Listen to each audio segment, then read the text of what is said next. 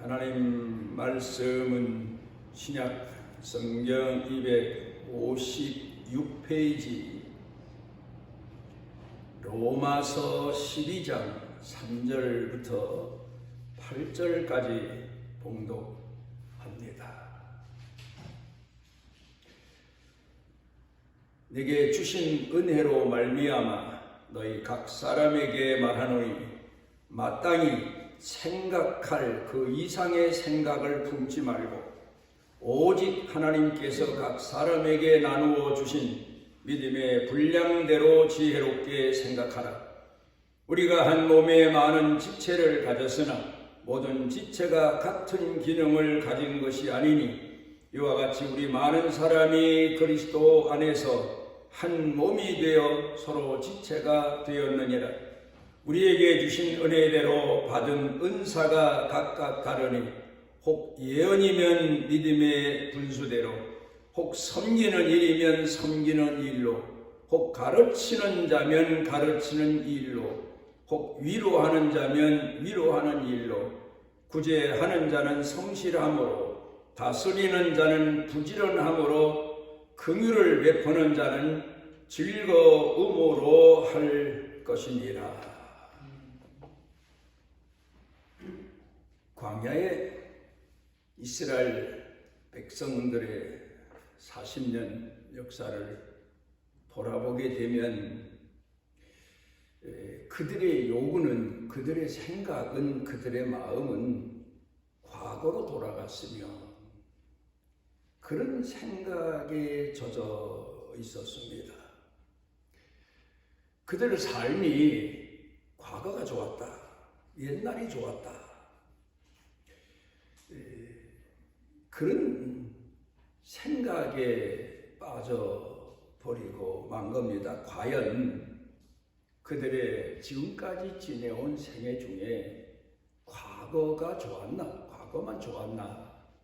그건 아닙니다. 현재 하나님이 주신 은혜를 깨닫지 못했기 때문에 지금 현재 하나님께서 이끌고 계시는 섭리를 그들이 믿지 않았기 때문에 이런 착각, 이런 불신에 빠지게 된 겁니다. 요 근간에 우리 사회에서도 흔히들 하는 얘기가 다시 태어났으면, 다시 태어나면, 이제 그런 얘기들을 합니다. 우리 기독교에서는 전혀 이 일에 대한 근거가 없는 말입니다.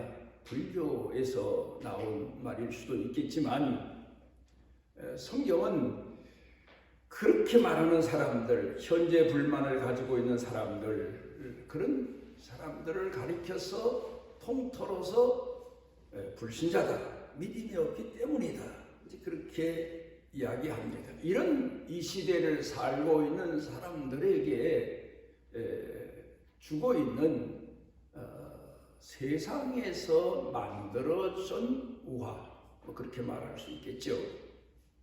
이런 얘기가 있습니다. 현재 자기 삶에 대해서 만족하지 못한 사람들 빗대서 한 이야기입니다. 하나님이, 이건 하나의 설화입니다.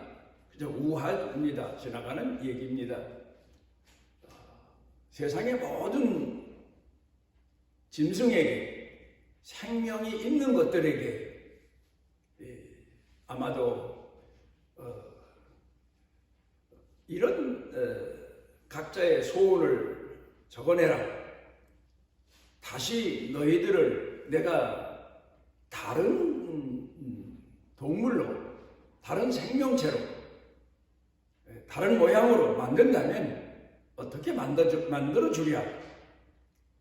이제 그런 질문을 했답니다. 그랬더니 이 짐승들이 먼저 자기 소원을 써서 하나님 앞에 냈는데, 고양이가 저는 다시 저를 지어주신다면 쥐로 지어주셨으면 좋겠습니다. 그 이유에 대한 설명을 합니다.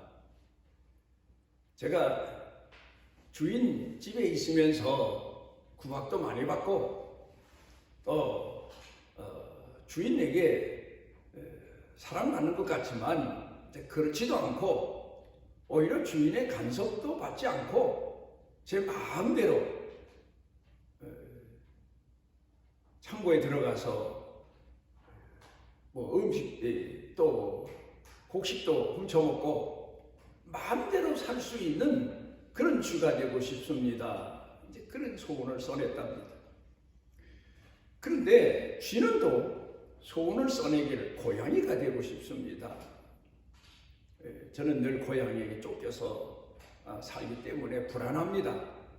힘 있는 고양이가 되고 싶습니다. 그렇게 써냈다고 그럽니다.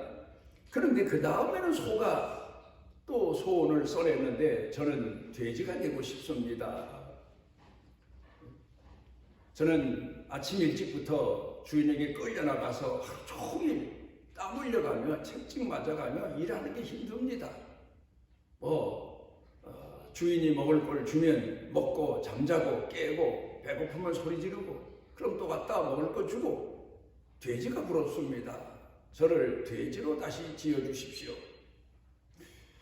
그런데 돼지는 막상 또 소원을 써내기를 저는 소로 태어나고 싶습니다. 저는 늘 더러운데 누워있고 찌꺼기 음식만 먹고 그러는데 소는 사람에게 사랑받고 그리고 사람이 끌고 다니면서 일도 같이 하고 소가 되고 싶습니다. 그런데 그 다음에 이제 또 닭이 소원을 써냈는데 저는 매가 되고 싶습니다. 늘 그 매 위험에서 불안해서 살 수가 없습니다. 힘 있는 매가 되고 싶습니다. 독수리가 되고 싶습니다. 뭐 그런 소원을 써냈습니다. 그런데 독수리는 저는 닭이 되고 싶습니다. 왜냐하면 주인이 때를 따라 먹이도 주고 그리고 주인이 보호해주고 그런 닭이 부럽습니다. 그러면서 소원을 써냈답니다. 그 다음에 남자가 소원을 써냈는데 저는 여자가 되고 싶습니다. 남자 힘듭니다. 삶이 힘겹습니다. 여자가 부럽습니다. 그랬더니 여자는 또 소원을 써내기를 저는 남자로 태어나고 싶습니다. 그런 소원을 써냈다는 얘기입니다. 이런 얘기를 종합해보면 현대를 살고 있는 사람들이 자기 삶에 만족하지 못하고 자기 삶에 감사하지 못하고 자기 삶의 의미를 상실하고 그리고 오늘을 살고 있다. 남이 부럽고 나보다 남이 더 좋은 것을 가진 것 같고 나는 남보다 더 못한 것을 가지고 못한 형편에 살고 있는 것 같은 그런 세상을 살고 있다. 뭐 그런 얘기입니다. 오늘 성경 본문에서 사도 바울이 로마 교회 성도들을 향해서 쓴 내용의 편지를 놓고 보면 너희 몸을, 너희 인생을, 너희 삶을 하나님이 기뻐하시는 산 제물로 드려라. 이스라엘 백성들은 제물하면 누구보다 잘 아는 사람들입니다. 하나님 앞에 자기 죄를 회개하기 위해서 속죄 제물을 드리고 감사해서 하나님 앞에 화목 제물을 드리고 이런 제물을 드리는데 그 제물을 불태워 하나님이 흠양하시도록 흠없는 제물들을 구별해서 하나님께 드립니다. 그런데 산 제물로 드려라. 그 말씀의 의미는 하나님께서 기뻐하시는 삶으로 살아가라. 이제 그런 뜻의 의미로 오늘 성경 본문에서 사도 바울이 권고하고 있습니다. 그런데 제물을 드릴 때에 이스라엘 사람들은 먼저 흠없는 제물이어야 되고 또 그 다음에 그 제물을 깨끗이 성결하게 씻어야 되고 또 그 안에 배를 갈라서 더러운 내장들은 다 꺼내서 버려야 되고 그리고 깨끗하고 온전한 것만 하나님 앞에 제물로 불태워 드리는 것처럼 우리 성도들이 하나님 앞에 산 제물로 드리는 생을 살기 위해서는, 삶을 살기 위해서는 어떤 자세를 가져야 되나, 어떤 마음을 가져야 되나, 어떤 생각을 가져야 되나, 그리고 어떻게 살아야 되나. 오늘 성경 본문에서 그 내용을 가르쳐 말씀하시고 있습니다. 1711년 하면 벌써 300년도 훨씬 넘은 그런 얘기죠. 영국에서 바울 성당을 건축하는데 그때 유명한 크리스토퍼 렌경이라고 하는 건축자가 바울 성당을 설계해서 이제 건축을 시작합니다.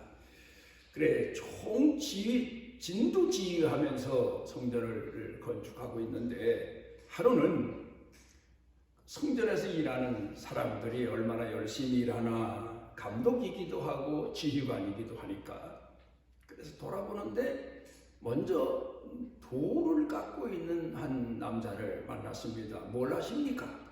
그리고 물어봤더니 보시는 대로 6자 길이에 10자 넓이 돌을 깎고 있지 않습니까? 좀 약간 짜증스러운 것처럼 뭐 알면서 보고 있으면서 왜 묻습니까? 그런 뜻의 대답을 합니다. 이렇게 매일 똑같은 삶을 산다는 게 힘들고 지루하다, 뭐 그런 얘기죠. 그 다음에 조금 더 가서 또 일하는 사람 하나를 만났습니다. 그래서 그 사람에게 물어봅니다. 뭘 하고 계십니까? 그랬더니 이 사람 대답이 다 먹고 살기 위해 하는 일이 아닙니까? 이거 안 하면 제가 가족들을 먹여 살릴 수도 없고 지겹고 힘들지만 다 가족들을 먹여 살리기 위해서 일을 합니다. 그러면서 대답을 합니다. 그래, 이런 사람도 있구나. 마지못해 똑같은 일에 지루감을 느끼고 일하는 사람도 있고 가족들 때문에 어쩔 수 없이 직업전선에 나가서 열심히 일하는 그런 사람도 있구나. 그런 정신을 가지고 일하는 사람도 있구나. 그런 생각을 합니다. 그러다가 세 번째 또 한 사람을 만납니다. 이 사람은 일하는 자세가 달라요. 늘 흥얼거리고 찬송하고. 뭘 하십니까? 했더니 저요. 크리스토퍼 렌경과 함께 이 놀라운 하나님의 성전을 건축하고 있지 않습니까? 그렇게 대답을 하더라는 거예요. 유명한 얘기죠. 우리가 몇 번 들은 얘기입니다. 이 세 사람들을 놓고 볼 때에 그 사람들이 사는 인생을 한눈으로 우리가 상상해 볼 수가 있습니다. 자기 인생을 오늘도 살면서 주어진 인생이니까 어쩔 수 없이 똑같은 일이지만 반복되는 일이지만 일을 해야만 되니까 그렇게 인생을 사는 사람이 있고, 또 나 하나 희생하고 나 하나 헌신함으로 가족을 먹여 살린다. 그 무거운 어깨 사명감, 짐, 이런 생각에서 사로잡혀 사는 사람도 있고, 그런가 하면 나는 하나님 앞에 선택받은 사람이고 하나님을 아는 사람이고 하나님을 공경하며 하나님께서 원하시는 일에 쓰여지는 사명자로 산다. 이런 믿음의 마음을 가지고 사는 사람이 있다. 그런 생각을 우리가 해볼 수가 있습니다. 오늘 성경 본문 말씀으로 돌아가 보면 사도 바울이 우리에게 권고하는 내용이 깊이 생각해봐라. 깊이 생각해봐라. 오늘 내가 살고 있는 인생에 대해서 깊이 생각해봐라. 현실만 보고 불평하고 낙담하고 원망하고 남 부러워할 게 아니라 깊이 생각해봐라. 왜 그렇게 말했겠어요? 깊이 생각해 보게 되면 내가 하나님 앞에 얼마나 은혜 받고 사랑받고 오늘을 사는 사람인가를 발견하게 된다. 이제 그런 뜻에서 권고하고 있습니다. 사람들이 오늘을 살아가는 데 있어서 삶의 모습을 지켜보게 되면 대략 세 가지로 구분해 볼 수가 있겠죠. 자기 자신에 대해서 깊이 생각하지 않고 사는 사람. 또 그런가 하면 또 한 사람은 자기 자신에 대해서 과대망상에 빠져서 착각하고 사는 사람. 자기 잘난 맛에 사는 사람. 그런 사람도 있겠죠. 그런가 하면 자기 분수를 헤아리고 자기 분수에 맞게 지혜롭게 오늘을 사는 사람. 이제 그런 사람들을 우리가 생각해 볼 수가 있겠습니다. 심리학자 프로이드는 사람들이 살아가면서 사람에게는 자아가 있는데 두 가지로 구분한다. 그렇게 말합니다. 하나는 있는 그대로, 사실 그대로 나 자신에 대해서 분별하고 사는 사람. 또 한 사람은 초자아적인 생각을 가지고 사는 사람. 그러니까 착각하며 사는 사람, 부풀려 생각하고 사는 사람. 그런 사람이 있다. 이제 그렇게 말하고 있습니다. 그런데 문제는 바로 그겁니다. 내 자신의 실체를 알고 사느냐 하는 겁니다.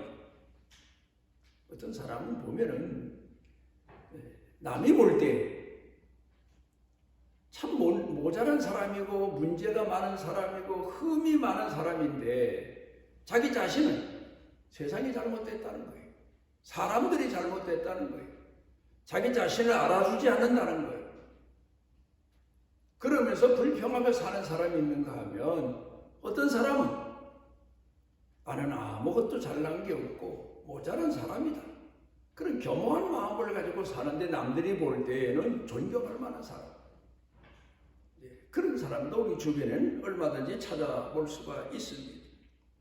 유명한 라인홀트 니버라고 하는 분이 이런 기도 내용을 성도들을 향해서 자기 자신의 신앙 고백 같은 얘기를 전해주고 있습니다. 하나님이여, 내가 할 수 없는 일에 대해서는 냉철한 마음으로 받아들일 수 있게 해주시고, 내가 할 수 있는 일에 대해서는 내게 그 일을 할 수 있는 용기를 주시고,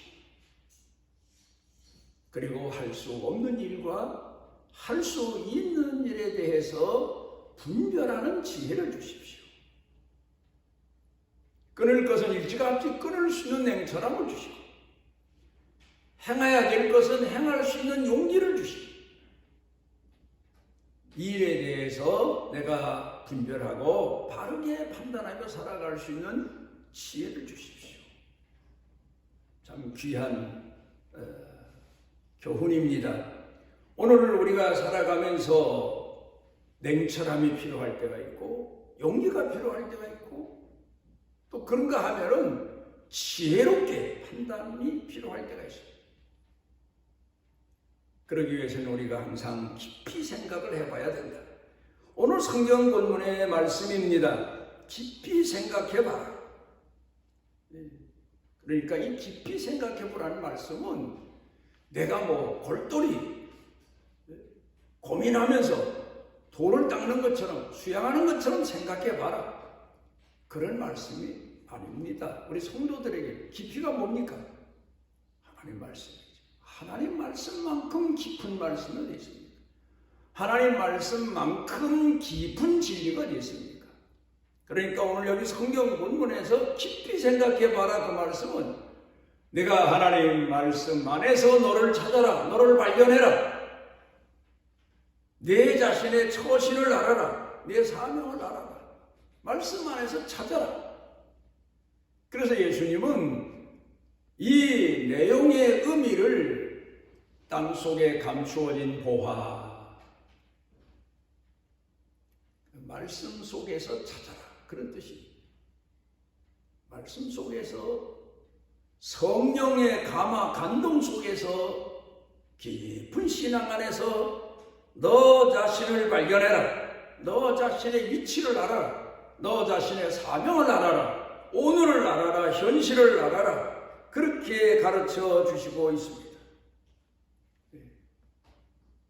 그러면서 하는 얘기가 믿음의 분량대로. 옛날이나 지금이나 사람들이 살아가면서 자기 자신만 보는 건 아니죠. 내 주변도 보고, 잘난 사람도 보고, 못난 사람도 보고, 부러운 사람도 보고, 경계될 사람도 보고. 그런데 그런 사람들을 보면서 우리가 잊지 말아야 될 것은 하나님께서 각각 은사가 다르게 지으셨다는 사실. 또 그런가 하면은 능력이 있어서도 분량을 주셨다는 거예요. 분량만큼 살아라. 능력만큼 살아라. 자기 자신을 분별하는 데 있어서 말입니다. 그걸 발견해라. 그걸 오늘 성경 본문에서 가르쳐 주시고 있습니다. 그런데 우리가 살아가면서 그 깊은 뜻을 상실하고 망각할 때가 많은데 그것은 바로 말씀에 깊이 내 자신이 젖어들지 않기 때문에 말씀을 깊이 내 마음 가운데 품고 그 말씀의 깊은 뜻을 사모하고 갈망하며 찾지 않기 때문에. 스티븐 콥이라고 하는 분은 세상에 알려지기를 성공하는 사람에게 있는 7가지 습관, 이 책을 써서 세상 사람들로부터 인정받은 작가입니다. 그런데 그 다음에 또 책을 썼는데 이분이 뭐라고 썼는가 하면 신뢰의 속도. 그러니까 성공의 시작은 방법이 있는 게 아니고 내가 또 깊이 연구해보고 또 사람들을 조사해보고 보니까 신뢰에 있더라. 믿음에 있더라. 믿음이 가장 중요하더라. 현실은 사람들로 하여금 믿음을 갖고 살 수 있는 세상이 아니에요. 그런데 성공한 사람들은 철저한 믿음을 갖고 있더라. 그렇게 말합니다. 그러니까 이건 마치 성경적인 얘기와 같습니다. 성경에도 보면 신앙이든 불신앙이든 같은 당대를 사는 사람들마다 보면 다 이유가 있고 문제가 있고 다 사건이 있고 어려움이 있고 시련이 있고 고통이 있습니다. 그런데 믿음이 있는 사람들은 이 모든 매사를 하나님을 공경하는 믿음을 놓지 않습니다. 믿음을 지켜갑니다. 믿음 안에서 삽니다. 현실을 보면 믿을 수 없는 일인 것 같지만 그러나 섭리 가운데 역사하시고 이끄시는 하나님을 믿습니다. 오늘 시련 중에 있고 고난 중에 있고 고통 중에 있어도 하나님이 우리를 이끄신다. 목적지를 향해서 이 믿음을 가지고 여호수아와 갈렙은 광야 생활 40년 동안 믿음을 저버리지 않습니다. 그런데 그 나머지 사람들은 조금만 어려우면 옛날로 돌아갔으면 옛날이 좋았는데 그러니까 오늘 하나님께서 우리를 이끄시는 그 고귀한 섭리와 은총을 저버리고 마는 것. 불평하고 원망하고 그렇게 삽니다. 그런가 하면 또 하나 오늘의 삶에 있어서 원망과 불평과 짜증스러운 인생을 살게 되는 경우 욥을 봅니다. 만사가 형통하고 자기 노고에 대한 대가가 충분하다고 생각할 때는 하나님 앞에 감사해야지. 오늘 우리들의 모습. 형통할 때에는 풍족할 때에는 하나님 앞에 감사하고 하나님이 복 주시고 하나님이 나를 알아주시고 내 노고에 보상을 주셨고 그런데 그렇지 않을 때 어려움을 당할 때, 시련을 당할 때, 고난 당할 때. 그러니까 문제가 바로 보상심리입니다. 그래서 예수님께서 제자들이 믿음에 대해서 여쭈어 볼 때 비유를 들어 말씀하십니다. 어떤 종이 종일 밭에 나가 일하고 저녁에 돌아와서 주인에게 저녁상도 차려드리고 마지막 주인의 잠자리까지 돌봐주고 그리고 나서 고백하기를 나는 무익한 종입니다. 이런 자세를 봐라. 이런 자세를 가져. 그래야 훌륭한 믿음을 가진 사람이다.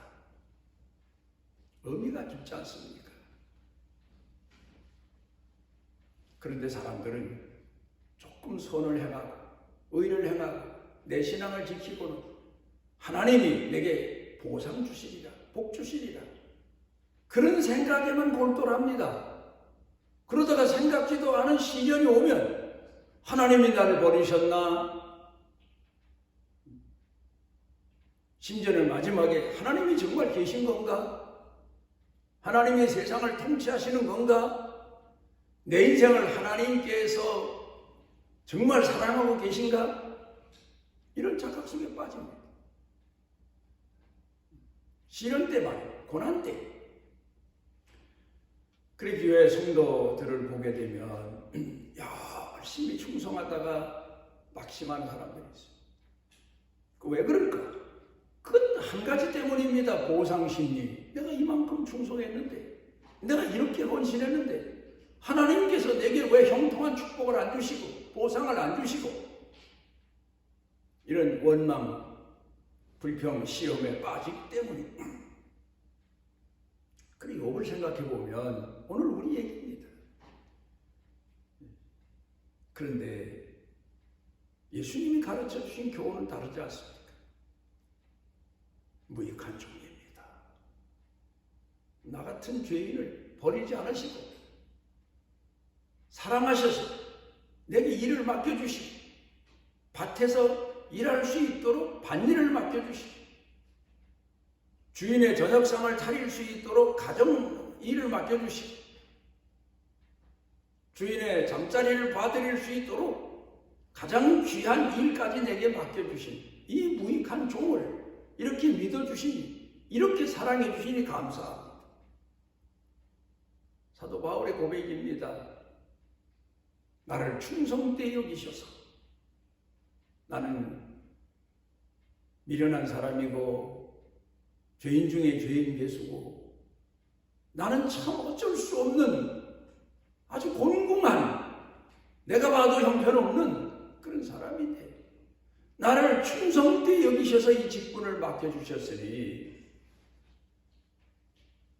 사도 바울의 당시의 직분이 뭐 지금 말하자면 로마 교황청의 교황같이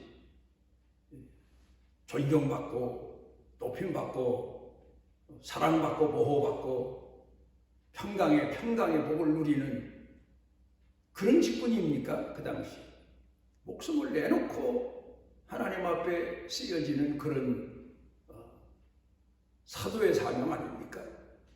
그런데 그 직분이 너무 귀한 거예요. 내게 맡겨주신 은혜가 너무 감사한 거예요. 오늘 성경 본문에서 사도 바울이 가르쳐 교훈하는 내용이 하나님 앞에 산 제물로 오늘을 살기 위해서는 하나님의 말씀 깊은 가운데서 너 자신을 발견하고 하나님이 내게 주신 은혜를 헤아리고 그리고 하나님을 공경하며 사는 길이다. 랜드 월슨이라고 하는 분이 자기 신뢰라고 하는 책을 썼습니다. 그런데 그 가운데서 하는 얘기가 주어 내용이 주신 나입니다. 주신 나. 만들어 주신 나. 부여하신 나. 하나님은 내게 하나님이 필요하신 분량을 주시고 사명을 주시고 은혜를 주시고 그리고 그를 따라 나를 사용하신다. 그런 의미의 내용을 가르치고 원합니다. 오늘 성경 본문에서 사도 바울이 권고하시는 내용으로 돌아가 보면 하나님의 말씀 깊은 가운데서 나 자신의 존재를 다시 인식하고 다시 깨닫고 그리고 하나님이 베푸신 은혜를 가슴에 안고 오늘을 살아갈 때 비록 아주 작은 일에 쓰임받으며 하루하루 순간순간을 살지라도 이것이 곧 하나님 앞에 드려지는 산 제물의 생애다. 그 교훈을 가르쳐 주시고 있습니다. 기도하십니다. 오늘 우리를 사랑하셔서 우리 자신의 생애 삶의 시작과 그리고 과정과 오늘과 내일 미래까지 하나님 섭리, 선택, 은혜, 은총으로 다시 돌아보고 하나님 앞에 감사하며 낮아진 자리에서 주 앞에 신앙 고백하며 살아갈 수 있는 은혜 주신 여호와께 영광을 돌립니다. 우리가 비록 세상 사는 오늘 아주 작은 자로 아주 낮아진 자로 살아갈지라도 그 가운데 하나님의 깊은 섭리를 발견하고 은혜를 발견하고 감사와 감격의 신앙으로 오늘을 살아갈 수 있는 은총 주셨사오니 이 믿음 잃지 않고 충성되게 살아갈 수 있도록 은혜를 더하여 주옵소서. 예수님 이름으로 기도드리옵나이다.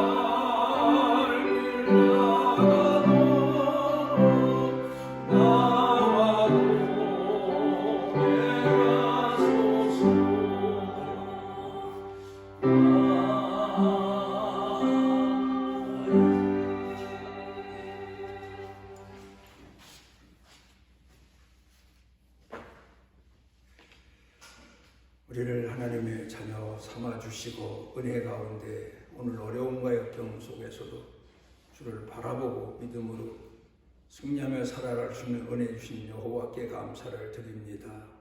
하나님 앞에 우리 삶에 크신 은혜와 은총을 입어 은혜를 헤아리고 주의 전에 이르며 감사한 예물을 구별하여 드립니다. 그 손길 경영 삶에 넉넉한 은혜를 더해 주셔서 하나님을 평생 마음껏 공경하게 하옵시고 이 고귀한 복을 우리 자녀 자손 대대로 신앙 유산으로 물릴 수 있도록 은총을 더하여 주시옵소서. 예수님 이름으로 축복하옵나이다. 아멘. 그가 징계를 받음으로 우리가 평화를 누리고 그가 채찍에 맞음으로 우리가 나음을 입었도다. 우리가 사망의 음침한 골짜기에 빠져 헤맬지라도 우리를 홀로 두지 아니하시고 찾아오셔서 건져내시고 함께하시고 능력 주시고 감사 감동의 은총 주시는 우리 주 예수 그리스도의 무한하신 은혜와 우리를 사랑하시고 선택하시고 영원히 버리지 아니하시는 아버지 하나님의 만극하신 사랑과 우리 속에 내재하셔서 우리를 깨워주시고 권고해 주시고 위로해 주시고 치료해 주시고 이끌어 주시는 성령님의 능력의 은총이 사랑하는 자녀들 머리 위에 영육간에 사는 생활 중에 일터 경영 중에 가족, 식구들, 자녀, 자손 대대로 그리고 온 교회 중에 넘치고 넘치도록 함께 하시기를 축원하옵나이다.